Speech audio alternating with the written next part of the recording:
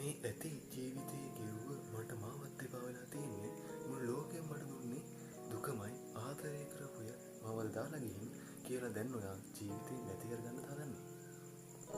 ප්‍රශ්න පැමිණීමම ජීවිතයේ වුවත් සමාජයේ නිතරම පොඩි හිත් වලට එල්ල කරන්නේම කයට දැනෙන වේදනාවට වඩා මනසටයි. ඉස්සර හොඳට කතා කරපු hina වුණේ පුද්ගලයා අද කතා නැහැ, hina නැහැ, කොන් වෙලා. මයින්ඩ් පංච් එකම ඒ පුද්ගලයා පොළඹවනවා ඔයා මේ ලෝකයේ අයිති නැහැ, ඔයාට මේ ලෝකේ කවුරුත් නැහැ කියන සිතුවිල්ල නිර්මාණයට. ඉවගින් සූසයිඩ් ඔප්ෂන් එක ඔහුගේ අවසන් නැවතුම වෙනවා. එහෙම තීරණය කරපු ඔයා දන්නේ නැහැ ඔයාට පණ වගේ ආදරය කරන ඔයාගේ දෙමව්පියෝ ඔය මොන ලව් එක නැති වුණත් සදාකල් නොවෙනස් වෙන ආදරය තමයි දෙමව්පිය ආදරය. ඇයි නිකමට ඒ මිනිස්සු ගැන හිතලා ජීවිතයේ මරණයෙන් ගලව ගන්න නැත්තේ?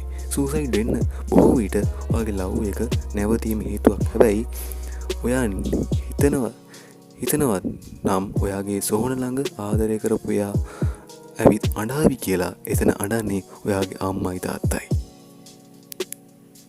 තව හිතන්න ඔයාට ඉන්නේ ඔයාගේ අම්මයි තාත්තයි කියලා. ඔයා හරි ආදරයෙන් බලාගෙන උන්නු එයා යන තැන පස්සෙන් ගිය ආදරවන්තයෙක් හරි ආදරවන්තියක් වෙන්න ඇති. ඔයා තාම එයාගෙන් හැංගිලා ඉන්නේ. ඉතින් ඒ ආදරය ඔයා හම්බ වෙයිද? ඇත්තරම නෑ. ඔයා ඒක ප්‍රකාශ කරන තුරු එයා දන්නේ නෑ ඔයා එයාට ආදරේ බව.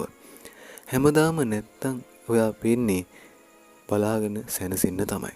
ඔයාගේ ජීවිතේ වෙනස් කරපු පුංචි දවස් ටිකක් ඔයා දිහා ආදරෙන් බලාගෙන කෙනෙක් ඉන්නවා වෙන්න පුළුවන්. ඒත් ඔයාගේ ලැජ්ජවීම එන්න තිබ්බ දේ නැති වෙන්න පුළුවන්. මේ වගේ ලව් මෙතෝඩ් දෙකකිනුත් ඔයා මානසිකව දුක් වෙන්න පුළුවන්. ඔයාට ආදරය ලැබුණේ නැති වීමට දුක් වීම නෙමෙයි පිළියම.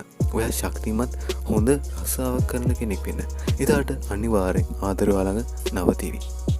යාළුවා යනු අපිට සමීප වූ කෙනෙක් හරි පිරිසක්. ඒ පුද්ගලයා හෝ ඒ පිරිස එච්චරම ඔයාට වැදගත් වෙන්නේ මිත්‍රයා කියන්නේ නැති බැරි හැම වෙලේම ඔයාගේ ප්‍රශ්න වලට ඔයත් එක්ක හිටගන්න, ඔයාගේ ප්‍රශ්න යාගේ ප්‍රශ්න කරගත්ත අමුතුම චරිතයක්. මුල් කාලේ හොඳ වුණු මූණු පස්සේ කාලේ ඔයාගේ හතුරු මූණු වලට මිතුරෝ මාරු වීමේ අවදි ඔයා දැනගෙන ඉන්න. ඔයාට එක් යාළුවෙක් හිටියත් ඒ යාළුවා තමයි වැදගත්. ඒ යාළුවාටත් ඔයා උදව් කරන්න.